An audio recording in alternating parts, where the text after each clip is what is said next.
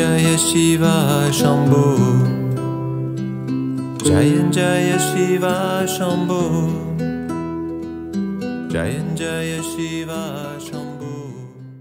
Bienvenue dans Enquête de sagesse. Alors aujourd'hui, je me retrouve avec un groupe juste de chercheurs sincères qui ont eu soif de venir dans le désert pour se ressourcer et profiter de ce temps pour aller expérimenter la respiration, la méditation et aussi la vie dans le désert. Alors en ce moment, nous sommes en train d'attendre le coucher de soleil. Il n'y a pas de mots. Franchement, c'est juste un vrai régal. Alors, le temps que le soleil se couche, j'avais envie de partager avec vous une histoire d'une sainte musulmane qui s'appelle El Rabia. Est-ce que vous êtes prêts pour la petite histoire? Allez, c'est parti. C'est une sainte qui s'appelle El Rabia, mais c'est une dame adorable, très simple, qui vit dans un petit village. Et puis, à un moment donné, elle sort de chez elle et elle cherche son aiguille à tricoter. Elle commence à chercher partout. Un voisin commence à la regarder. Il vient lui demander, mais que cherches-tu? Ah, j'ai perdu mon aiguille à tricoter, donc je suis en train de chercher mon aiguille à tricoter. Demande de l'aide, on va t'aider. Ah oui, vous pouvez m'aider si vous voulez. Et là, un voisin commence à l'aider, un deuxième voisin, troisième voisin. La nuit commence à tomber. Ils n'ont toujours pas trouvé cette aiguille à tricoter. À un moment donné, il y a un voisin qui dit, mais El Rabia, t'es sûr que tu as perdu ton aiguille à tricoter ici dans la rue? Il dit, non, en fin de compte, je l'ai perdue chez moi. Mais El Rabia, tu as perdu ton aiguille à tricoter chez toi, donc tu vas pas la trouver ici dans la rue. Je sais, mais je suis venu dans la rue parce qu'il y avait plus de lumière. Mais El Rabia, c'est impossible. Et là, El Rabia commence à rire, à dire, ah, vous êtes tellement intelligent pour les choses triviales. Je vous vois constamment chercher le bonheur à l'extérieur alors que vous, il est à l'intérieur. Et pour des choses aussi triviales qu'une aiguille à tricoter, vous êtes capable de me trouver la solution. Pourquoi ne pas chercher votre bonheur à l'intérieur? Il s'y cache.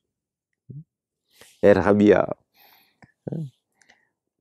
Cette expérience du désert, qu'on a pu le partager avec le groupe, a été un moment assez intense.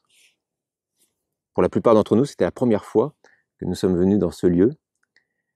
Et en ce qui me concerne, lorsqu'on parle du désert, on parle effectivement d'un désert de sable où il n'y a rien. Et en fin de compte, dans ce rien, on a trouvé qu'il y avait tout.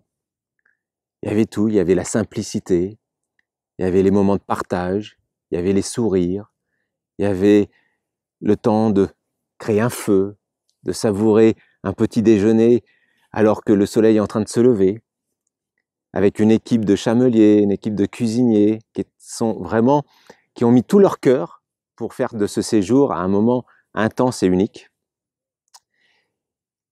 Et ce désert aussi, où on a pris le temps d'aller explorer les 5 souffles vitaux, le silence. Et on a plus qu'exploré le désert extérieur, on a aussi exploré le désert intérieur. Quelle est ma capacité à faire le vide à l'intérieur de moi?